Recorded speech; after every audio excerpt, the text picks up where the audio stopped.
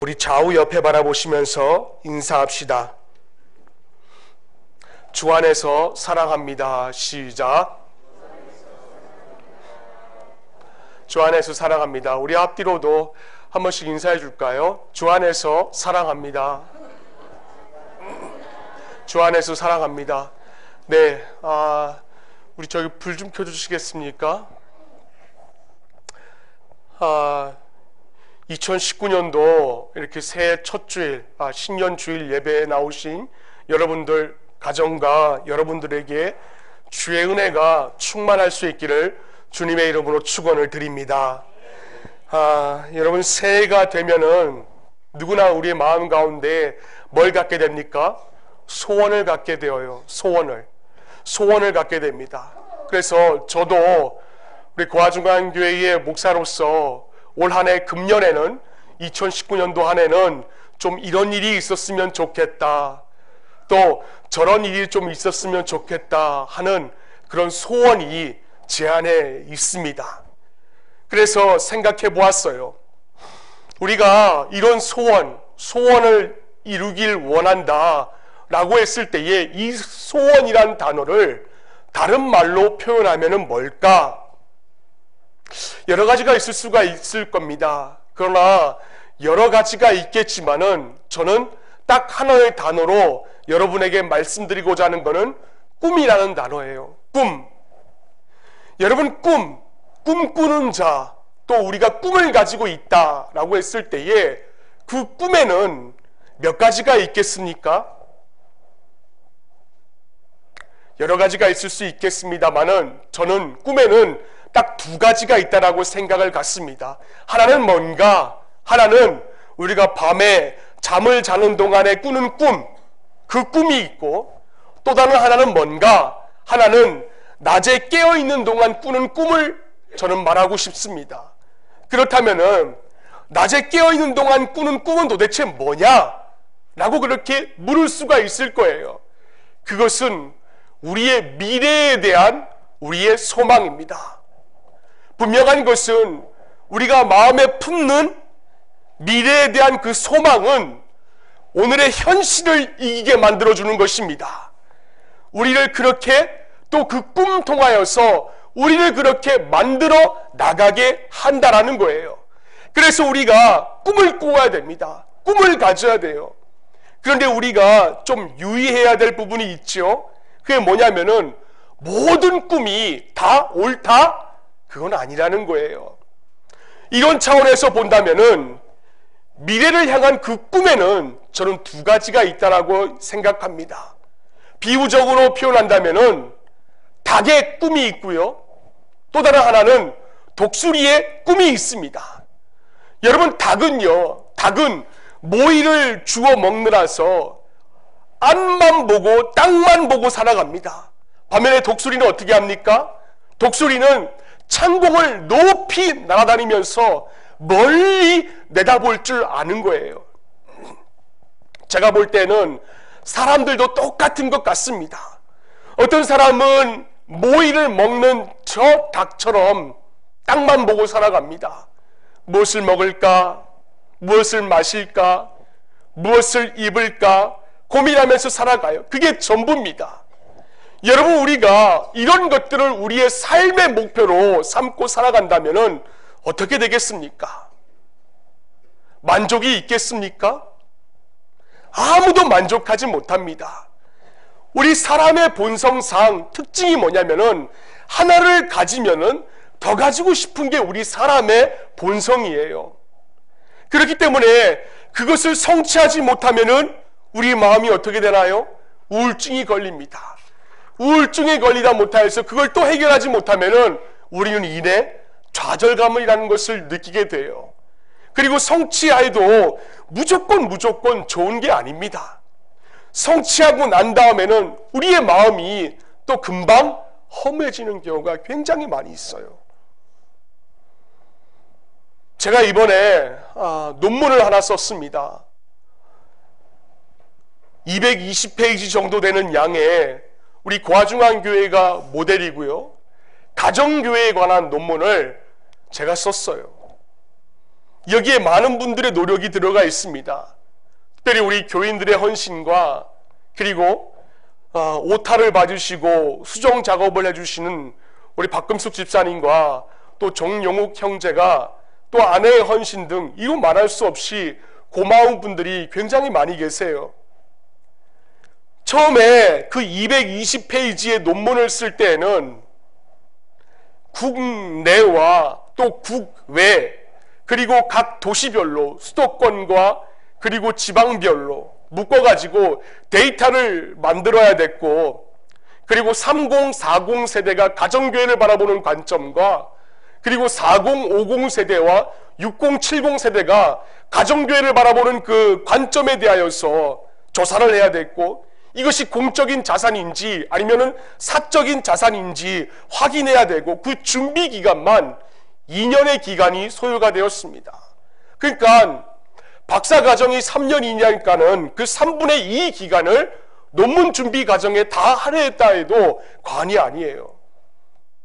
그리고 마지막 논문 디펜스 허가를 위하여서 5분의 그 교수님 앞에 앉아 있는데, 여러분 아마 아실지 모르겠어요. 암에 걸리신 분은 1년마다 암이 완치가 됐다는 선고를 받았다라고 하더라도 1년마다 종합병원에 가서 그 암의 진단, 정기검진을 받습니다. 근데 그 검진을 받을 때에 그 병원의 의자에 앉아 있을 때는 마치 사형 선고를 받고 있려고 기다리는 그 마음을 여러분 아실지 모르겠어요. 우리가 그랬습니다. 그 정기검진 받는 것처럼 가슴이 막 교수님 방 앞에 있으니까는 가슴이 막 두근두근 거리는 거예요. 뭘 말할까? 어떻게 내가 방어를 할까? 또 어떻게 이 논문을 설명을 할까?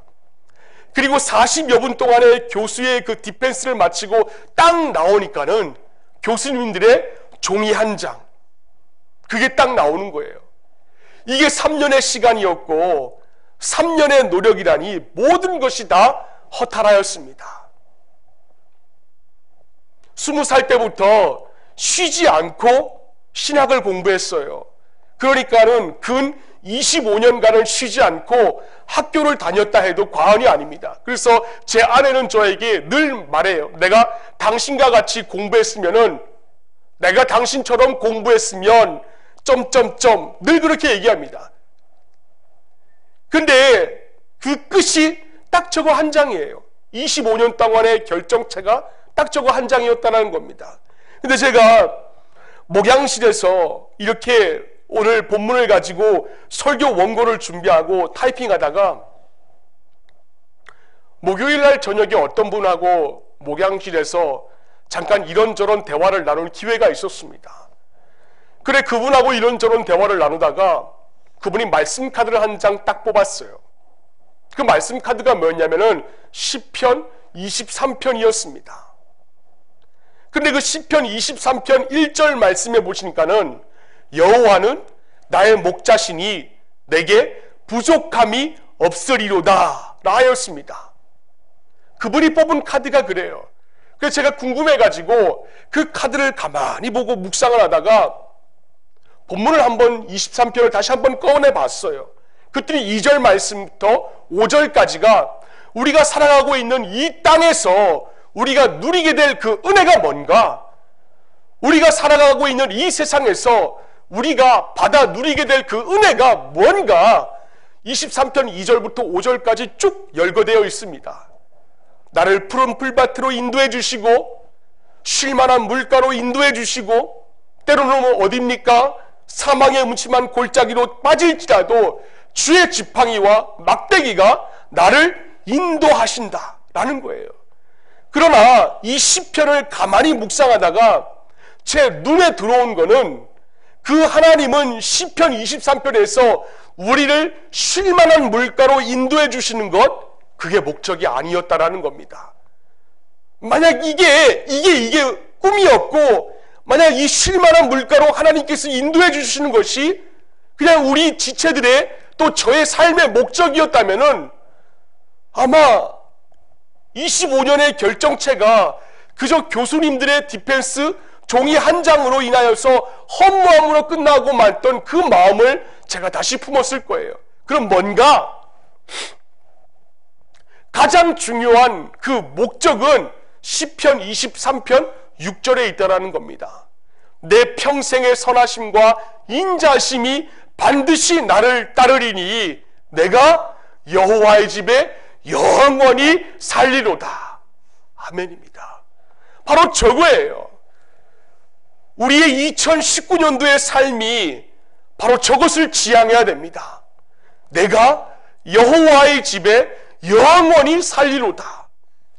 여러분, 나에게 닥친 어려움 속에서 하나님이 나에게 눈물을 막아주셨어요.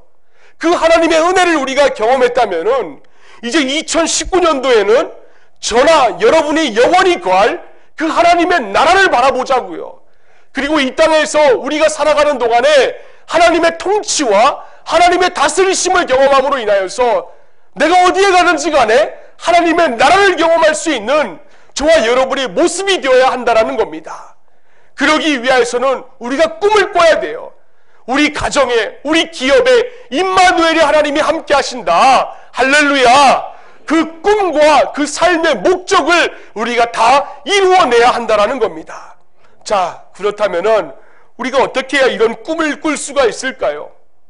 어떻게 해야 여러분의 가정에, 또 여러분의 기업에, 여러분의 삶에 임마누엘이 될 수가 있느냐라는 것입니다. 자, 오늘 본문을 한번 보겠습니다. 오늘 사도행전 2장 1절로부터 13절 말씀을 우리가 함께 교독하였습니다. 그 말씀은 우리가 늘 익히 알고 있는 대로 성령 강림 사건이라 그래요. 성령 강림 사건. 예수님이 십자가에 죽으셨어요. 그리고 부활 승천하신 후에 미리 약속하셨던 대로 오순절에 성령께서 강림하셨습니다. 그리고 다락방에서 제자들이 이렇게 모여서 열심히 기도하는 가운데에 강한 바람 같은 소리가 불의 혀처럼 갈라지고 각 사람에게 임합니다. 그리고 그 각 사람에게 성령 충만한 가운데 여러 가지 언어로 말하기 시작을 하는 거예요. 그 당시에 그 언어는 그 당시에 여러 지역에서 사용된 실제 언어입니다. 그래서 신학적으로 그 앉은 자들이 기도했던 그 말을 가리켜서 뭐라고 지칭하는가? 만국방언이라 그래요. 만국방언. 고린도전서 12장에 나오는 성령의 은사로서의 방언과는 좀 구별되는 것입니다. 이런 현상들은 성령이 예수님을 믿는 한 사람에게 성령이 임하기 시작한 것을 보여주는 이적이었어요. 그 성령의 역사는 단회적인 방법입니다. 딱 한 번이에요. 근데 그때부터 각 사람에게 성령이 임하시고 그때부터 각 사람에게 성령이 내주하게 된 것입니다. 그럼 그 이전에는 어땠는가? 오순절 성령 다락방의 역사 그 이전에는 성령의 역사가 어떠했는가? 그 이전에도 있었습니다. 그러나 그 이전에는 어떤 특정한 사람에게만 성령이 임하였어요. 그리고 또 사라지기도 했습니다. 그런데 오늘 본문 이후에 사도행전 2장 이후에는 성령 강림 사건 이후에는 그리스도를 영접하기만 하면은 누구에게나 성령이 임하시고 우리 안에 내주하심으로 인하여서 영원히 성령은 떠나지 않으시는 것입니다. 어쨌든 오순절 성령 강림 사건 때에 제자들이 만국 방언을 하니까는 예루살렘에 모여있던 여러 나라, 여러 지역에서 온 그 사람들이 깜짝 놀랍니다. 그리고 뭐라고 말합니까? 오늘 본문의 13절을 세번역 성경으로 보시면은 이렇게 나와 있습니다. 그런데 더러는 뭐 했습니까? 조롱하면서 그들이 뭐에 취했다고요? 세술에 취하였다라고 말하는 사람도 있었다라고 합니다. 본문 13절에 그렇게 나와 있어요. 그러자 베드로가 뭐라고 합니까? 15절 말씀해 보니까 때가 제3시라라고 했습니다. 여러분, 제3시는 유대인들에게 있어서 제3시라고 하면은 3시에서 우리 현대 시각으로 보려면은 더하기 6을 하면 되는 거예요. 그렇기 때문에 3시는 몇 시라고 얘기를 하냐면은 오전 9시를 가리키는 겁니다. 그때는 경건한 유대인들이 기도하는 시간이에요. 오전 9시와 오후 3시와 오후 6시. 그래 다니엘도 하루 3번씩 기도했다라는 것이 바로 그 시간에 기도했다라는 겁니다. 오전 9시에 경건한 유대인들의 기도 시간으로서 그 시간에는 뭐 어떤 음식도 못 먹고 그리고 음료도 못 마셨습니다. 그건 금지되어 있었어요. 그래 베드로는 아니다. 저자들이 지금 술에 취해서 기도하는 것이 아니다.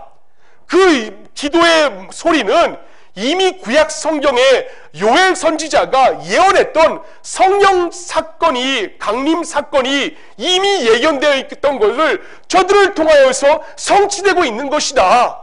그렇게 말을 하고 있습니다. 우리 한번 다 함께 읽어볼까요?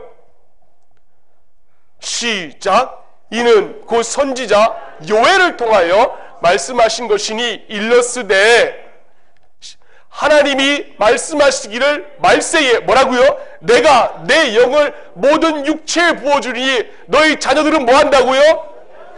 너희 젊은이들은 뭐 한다고요? 너희 늙은이들은?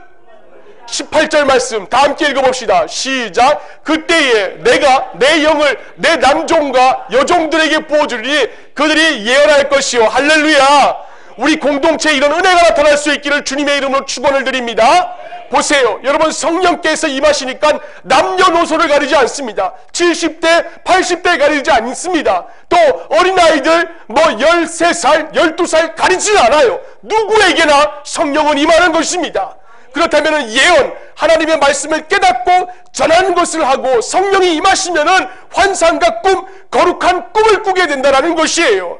이렇게 해서 성령이 임하니까는 이들이 어떻게 되었는가? 그 성령의 능력을 주체할 수가 없어서 복음을 전파하고 선교의 역사가 나타나게 되었다는 것입니다. 그 결과가 무엇입니까? 그렇게 해서 복음을 들은 사람들이 주체할 수 없어가지고 각각 믿고 구원을 받았어요. 사도행전 2장 21절 말씀 한번 보겠습니다. 시작. 누구든지 주의 이름을 부르는 자는 구원을 받으리라 하였느니라. 이러한 과정을 거치면서 하나님은 그 성령을 통하여서 세계 인류 가운데에 택한 사람을 구원하셨습니다. 그리고 마침내 예수님의 재림 때까지 온 세계가, 온 세상의 인류가 복음화가 되고 하나님의 영광이 가득하게 되는 것이에요. 이게 바로 하나님이 인류 역사를 향해 갖고 계신 그 뜻과 꿈이고 계획이라는 것이에요. 그래서 구약 하박국 선지자는 그 모습을 이렇게 표현했습니다. 우리 한번 다 함께 한번 읽어보겠습니다. 시작. 이는 물이 바다를 덮음 같이 뭐가 여호와의 영광을 인정하는 것이 어디예요? 세상에 가득함이니라. 아멘.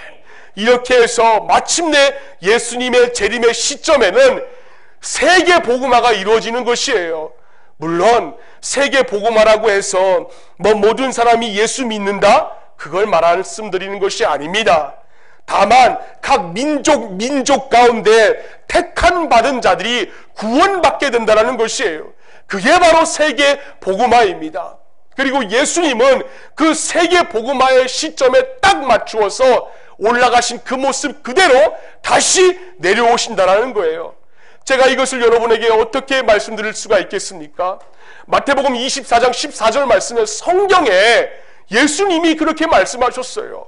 이 천국 복음이 모든 민족에게 증언되기 위하여서 온 세상에 전파되리니 그제야 끝이 오리라 하였습니다. 그제야 끝이 오리라. 무슨 의미입니까? 마태복음 24장에 처처에 기근이 일어나고 지진이 일어나며 기근과 전쟁이 발발하는 것으로 이 지구에 주님이 다시 오신 것이 아니라는 거예요. 주님의 말씀이 신구약 성경 66권의 이 복음이 온 세계에 전파될 때에 그때 이 세상은 말 그대로 끝이라는 겁니다. 그러므로 우리가 복음을 듣고 믿음으로 구원받은 그리스도인들은 이러한 세계 복음화에 대해서 민감하게 반응하는 삶을 살아야 하는 것입니다. 왜? 그럴 때에 우리는 예수 믿지 않는 자들과는 그들이 알지 못하는 기쁨과 그들이 알지 못하는 소망과 그들이 알지 못하는 희망 가운데 우리가 삶을 살아갈 수 있기 때문이에요. 여러분, 예수님이 승천하시면서 주신 그 지상 명령이 뭡니까? 사도행전 1장 8절 말씀해 보니까 오직 성령이 너희에게 임하시면 너희가 권능을 받고 예루살렘과 온 유대와 사마리아와 땅끝까지 이르러 내 증인 되리라 하셨습니다. 여러분, 예루살렘은 가만히 한번 보세요. 예루살렘은 나를 중심으로 가까운 데입니다. 그리고 땅끝은 나를 중심으로 해서 아주 먼 데가 땅끝이에요. 그러니까 성령의 능력으로 우리가 힘을 얻고 가까운 데서부터 먼 데까지 복음을 증거하는 삶을 살라. 이게 바로 하나님의 꿈인 것입니다. 여러분, 증인이 뭐라는 건가요? 증인은 법정에서 서는 자입니다. 법정에서 내가 보고 들은 것을 그대로 증언하는 것이 바로 증인의 사명이에요. 내가 예수 믿고 구원받은 것을 그대로 다른 사람에게 전하는 사람입니다. 내가 예수 믿고 내가 얼마나 행복한지, 내가 얼마나 기쁜지 그것을 그대로 남에게 전해주는 것이 바로 증인의 역할이에요. 이것은 구원받은 그리스도인들의 당연한 의무인 동시에 특권인 것입니다. 왜? 고린도전서 6장 19절로부터 20절까지 말씀을 보니까 바울이 뭐라고 얘기했는가? 너희의 몸은 너희가 하나님께로부터 받은 바 너희 가운데 계신 성령의 전인 줄로 알지 못하느냐? 너희는 너희 자신의 것이 아니라 값으로 산 것이 되었으니 그런즉 너희의 몸으로 뭐라고 그랬습니까? 하나님께 영광 돌리라고 하였습니다. 그러니까 죄로 영원히 죽을 수밖에 없었던 나, 예수 보배 피로 구속받았던 내가 되었으니까 나는 이제 세상의 소유가 아니라 하나님의 소유가 된 것이라는 것입니다. 할렐루야. 그렇기 때문에 우리는 2019년도에는 하나님의 영광을 위해서 살아야 한다라는 거예요. 그러기 위해서는 우리가 어떻게 되는가? 다시 처음으로 가야 됩니다. 다시 처음으로 가야 돼요. 우리의 인생의 꿈이 바로 여기에 있습니다. 이게 거룩한 꿈이고 독수리의 꿈인 것이에요. 그런 꿈을 꿉시다. 그런 꿈을 꾸고 그 꿈을 꾸기 위해서 여러분, 우리의 인생에 참 의미가 있고 가치가 있고 행복이 있는 것입니다. 그럼 이 자리에 앉은 분 가운데 저한테 이런 질문을 할 수가 있을 거예요. 그럼 나보고 목사가 되라는 겁니까? 아니면 선교사가 되라는 것입니까? 아니에요. 모든 사람이 목사가 되고 모든 사람이 선교사가 되라는 말이 아닙니다. 하나님께서 주신 자신의 재능이 다 있어요. 하나님께서 주신 그 재능을 따라서 있는 곳에서 각계각층에서 성령님과 함께 기뻐하고 하나님의 영광을 나타내고 예수님을 드러내는 삶을 살면은 되는 것이에요. 그래서 베드로전서 4장 10절 말씀해 보시면 이렇게 나와 있습니다. 우리 한번 읽어볼까요? 시작. 각각 은사를 받은 대로 하나님의 여러 가지 은혜를 맡은 선한 청지기 같이 서로 봉사하라 라고 했습니다. 여러분, 왜 맨 마지막 절에 서로 봉사하라 라고 하신지 아십니까? 이 세상을 살아가고 있는 사람이라면 누구든지 간에 완벽한 사람은 한 명도 없습니다. 때문에 한 공동체 내에서 좀 능력이 부족하고 좀 미비된 지체가 있다면은 많은 것을 가지고 있는 자가 그 지체를 도와주면 되는 것이에요. 또 자신이 생각할 때에 좀 내가 이런 부분에서 좀 능력이 부족한 자가 있을 것입니다.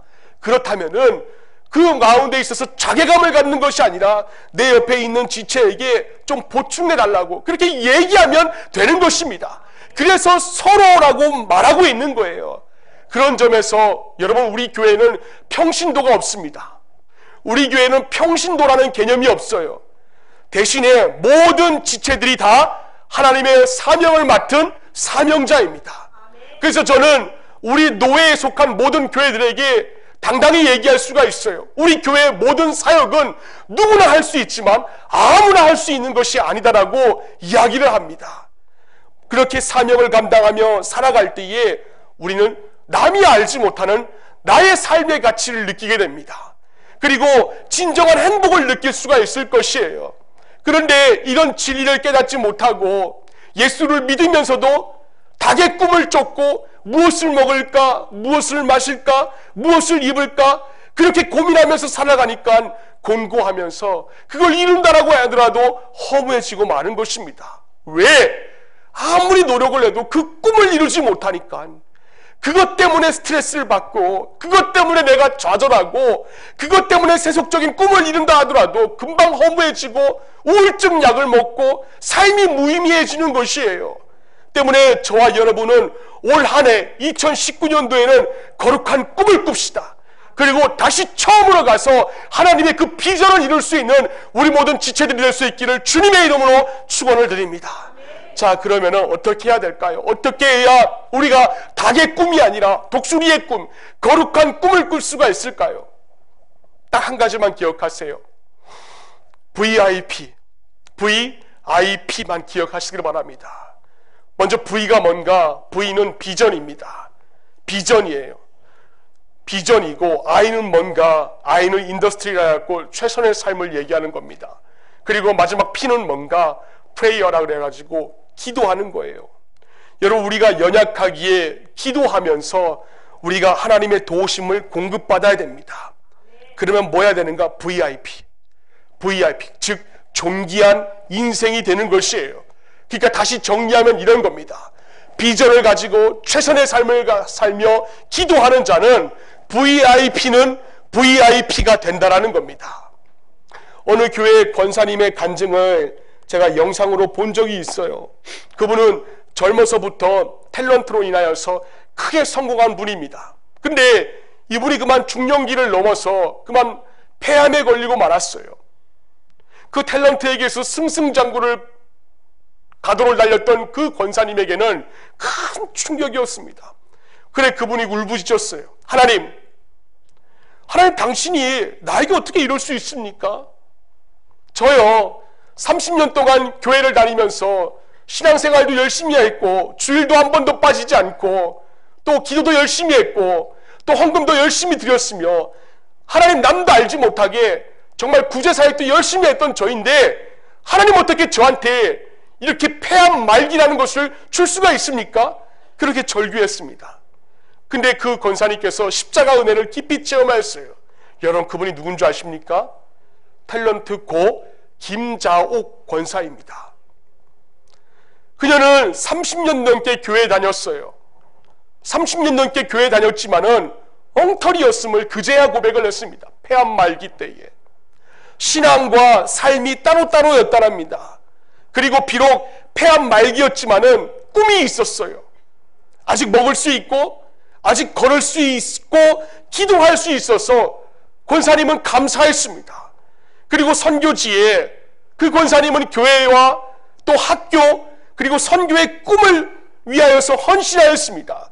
그리고 그 일을 통하여서 선교 일꾼들이 세워지고 세계 복음화의 한몫을 감당하는 꿈을 꾸게 되니까는 폐암 말기 환자임에도 불구하고 전혀 힘들지 않고 오히려 행복했다라고 고백을 하는 것을 동영상에서 볼 수가 있습니다. 그야말로 VIP죠. VIP입니다. 어디 이뿐입니까?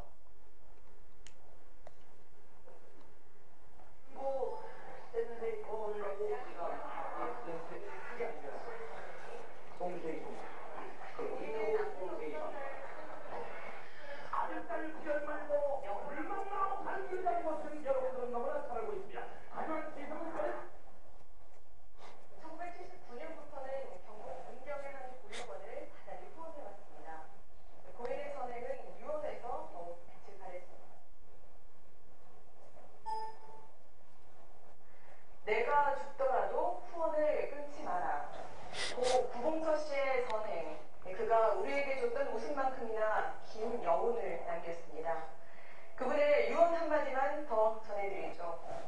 형편이 어려운 후배들이 많으니 절대 조의금을 받지 말고 그저 와서 맛있게 먹고 즐기고 갔으면 좋겠다. 여러분 세상에서 아무리 성공해도 남는 것 없습니다. 공수래 공수거입니다. 우리가 태어날 때도 빈손으로 왔고 떠날 때도 빈손으로 가는 것이 우리의 인생사예요. 때문에 우리는 오직 성령 안에서 꾼 꿈, 거룩한 꿈을 위해서 헌신한 것만 하나님 앞에 남는 것입니다. 이게 바로 영원히 잘 사는 길이에요. 때문에 저와 여러분도 남녀노소를 막론하고 올 한 해에는 거룩한 꿈을 꿀 수 있기를 바랍니다. 그리고 최선을 다하여서 기도할 수 있기를 바라요. 하나님께서 반드시 이루어 주실 줄로 믿습니다. 시편 126편 5절로부터 6절까지의 말씀에 보니까 이렇게 나와 있어요. 눈물을 흘리며 씨를 뿌리는 자는 기쁨으로 거두리로다. 또 6절 말씀에 보니까는 뭐라 나와 있습니까? 울며 씨를 뿌리러 나가는 자는 반드시 기쁨으로 그 곡식단을 가지고 돌아오리로다. 아멘. 반드시 기쁨으로 곡식단을 가지고 돌아오린다라고 하였습니다. 처음에 나갈 때는 울면서 씨를 뿌리는데 돌아올 때에는 기쁨으로, 그것도 반드시 단을 가지고 돌아온다라는 하나님의 약속인 것이에요. 우리는 부족합니다. 부족해요. 연약한 자들입니다. 하지만 하나님이 대단한 잠재력을 저와 여러분들 모두에게 다 주셨습니다. 내 인생을 소홀히 여기지 말고 여러분 지금부터라도 거룩한 꿈에 도전할 수 있기를 바랍니다. 벼룩의 잠재력에 대한 논문을 제가 한번 본 적이 있어요. 우리가 흔히 그러잖아요. 뛰어봤자 벼룩이다, 뛰어봤자 벼룩이다라고 말하지만 여러분 그건 몰라서 하는 말씀이세요. 벼룩은요 최대 30m까지 뛰어오른다라고 합니다. 30cm 투명 유리관 안에 넣고 어떤 실험학자가 실험을 해보았다 그럽니다. 그리고 그 30cm 투명 유리관 안에 유리로 덮였더니까는 그 벼룩이 뛸 때에 머리로 부딪히니까는 자꾸만 29cm만 뛰었다라는 거예요. 그런데 유리 뚜껑을 치운 후에는 계속 그 벼룩이 29cm만 뛰는 것이었습니다. 그런데 벼룩을 꺼내서 알코올 램프로 달군 그 철판 위에다가 얹어 놓았으니까는 그 벼룩이 뜨거우니까 순식간에 3m로 번쩍 뛰어 올랐다는 거예요. 이게 벼룩의 잠재력입니다. 마찬가지예요. 마찬가지입니다. 저와 여러분에게도 하나님이 주신 잠재력이 있어요. 때때로 고난과 시련이 닥칩니다. 하지만 이런 잠재력이 우리 몸에 나오기도 하는 거예요. 때문에 우리는 나 자신을 과소평가하지 말고 하나님이 주신 그 거룩한 꿈에 우리가 도전할 수 있어야 하는 것입니다. 우리가 최선을 다하여서 거룩한 꿈을 위해 살면은 하나님이 우리의 모든 삶을 책임져 주실 줄로 믿습니다. 마태복음 6장 25절 이하의 말씀에 보시면 예수님이 아무것도 염려하지 말라라고 하였습니다. 아무것도 염려하지 말라라고 했어요. 뭘 먹을까? 뭘 마실까? 무엇을 입을까 염려하는 것은 하나님이 믿지 않는 이방인들이라는 짓이라고 말씀하셨습니다. 그리고 예수님이 뭐라고 말씀하셨습니까? 마태복음 6장 33절 말씀을 보니까 예수님이 우리에게 원하시는 것은 딱 저거였습니다. 그런즉 너희는 먼저 그의 나라와 먼저 그의 의를 구하라. 그리하면 이 모든 것을 너희에게 더하시리라 라 하였습니다. 여러분 무슨 말씀입니까? 먼저예요. 먼저 우리가 하나님의 뜻대로 살면은 모든 것을 더해 주시고 먼저 하나님의 의를 구하면은 모든 것을 하나님께서 책임져 주신다는 것입니다. 그리고 무엇보다 인생이 다 끝나도 영원한 그 하나님의 나라에서 하나님의 그 주신 그 상급과 영광을 우리 모두가 누리게 될 수가 있다라는 것이에요. 그래서 다니엘서 12장 3절 말씀을 보면은 하나님께서 뭐라 말씀하셨습니까? 지혜 있는 자는 궁창의 빛과 같이 빛날 것이요 많은 사람을 옳은 대로 돌아오게 한 자는 별과 같이 영원토록 빛나리라 라 하였습니다. 사람들을 주님께 인도하는 삶을 살면은 장차 하나님의 나라에서 부어주시는 그 상급을 통하여서 하늘나라의 스타가 될 수가 있다는 거예요. 세상에서는 유명한 아이들도 죽으면은 고인돌이 됩니다. 그러나 복음을 위해 살면은 영원한 나라 하나님의 나라에서 하늘의 별과 같이 스타로서 우리가 쓰임받을 수가 있다는 거예요. 이게 바로 진짜 스타인 것입니다. 성령 안에서 꿈을 꾸십시다. 성령 안에서 꿈을 꾸고 꿈을 가질 수 있는 우리 모든 한 해가 될 수 있기를 바랍니다. 그 꿈은 세속적인 닭의 꿈이 아닙니다. 성령 안에서 꾸는 독수리 꿈인 것입니다. 그 꿈을 이루기 위해서 우리에게는 각자의 위치에서 최선을 다하고 그리고 기도하며 그리고 수고하고 기도하며 나아갈 수 있기를 바랍니다.